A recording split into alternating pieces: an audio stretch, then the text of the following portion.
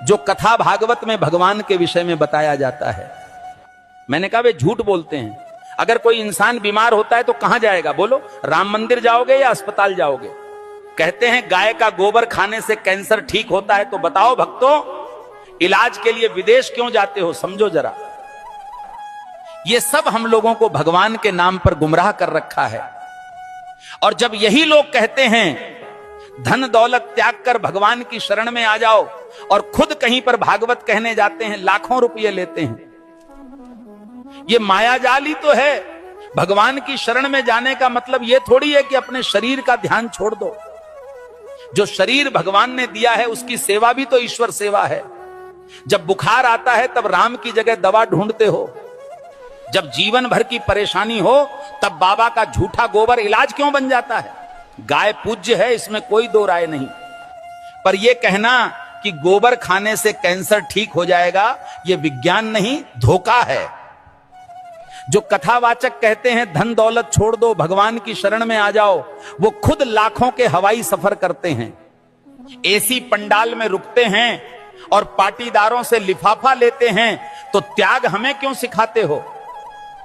तपस्या की राह हमें क्यों दिखाते हो, जब खुद तुमने उसका कोई अनुसरण नहीं किया? भगवान के नाम पर डर बेचकर जो अपने महल खड़े करते हैं वो संत नहीं, व्यापारी हैं। सच्ची भक्ति वो है जो आंखें खोलती है, ना कि आंखें बंद करवाती है। और आखिर में बात सीधी सी है, भगवान अंधविश्वास से नहीं, सच सेवा और विज्ञान से मिलते हैं। सीताराम सीताराम।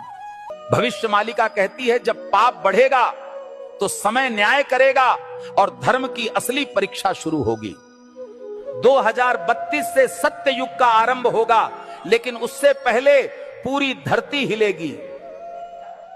प्यारे भक्तों, 2 सूरज दिखेंगे आकाश में, पर उनमें से एक सूरज नहीं, विनाश का दूत होगा।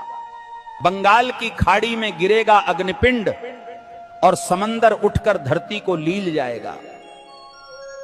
7 रात तक सूरज नहीं उगेगा, चांद नहीं दिखेगा, बस अंधकार होगा और भय, जिसे तुम प्राकृतिक आपदा कहोगे। तीसरा विश्व युद्ध दस्तक दे चुका है। शब्द नहीं अब शस्त्र बोलेंगे। भारत पर हमला होगा, परंतु धर्म की धरती कभी झुकेगी नहीं, क्योंकि भगवान कल्कि का अवतार होगा।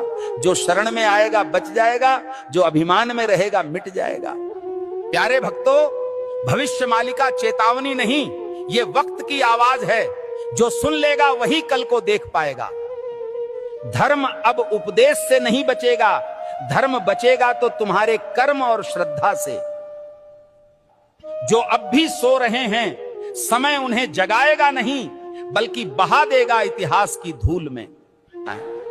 अब भी समय है भक्तों, या तो धर्म के साथ खड़े हो जाओ या अधर्म के साथ डूब जाओ। कल सऊदी अरब में आयोजित मेरे सत्संग के दौरान एक भक्त ने मुझसे एक दुखद प्रश्न किया। भक्त ने प्रश्न किया, गुरुजी, क्या राखी बांधने से बड़ी बात यह नहीं कि हर औरत को बहन समझा जाए? अरे मूर्खों, राखी के धागे पर इज्जत की एक्टिंग करते हो और बाकी दिन उसी इज्जत को आंखों से नोचते हो। राखी का धागा इज्जत का प्रतीक है, पर नजरें ही इज्जत न दें तो वो धागा क्या करेगा? जो आज बहन कह रहे हैं, कल उसी जैसी स्त्री को घूरते हैं। यही विडंबना है।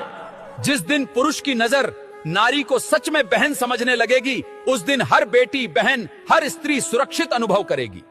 भाई कहे जाने से कोई बड़ा नहीं बनता, उसके विचारों और दृष्टिकोण में सम्मान हो, यही सच्ची मर्दानगी है।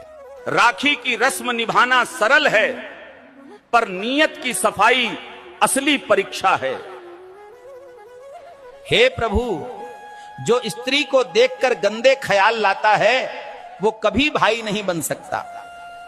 हर लड़की बहन जैसी लगे, ये सिर्फ कह देने से नहीं होता, जब तक मन से उसे बहन समझा न जाए। राखी कोई ताबीज नहीं है, ये चेतावनी है सोच को पवित्र करने की और नारी को नजर से नहीं सम्मान से देखने की।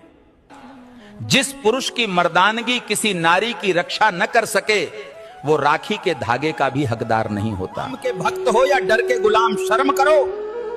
हनुमान जी ने रावण को जला दिया, तुम आंख फड़कने से कांपते हो। अगर आज हनुमान जी को कुछ कहना होता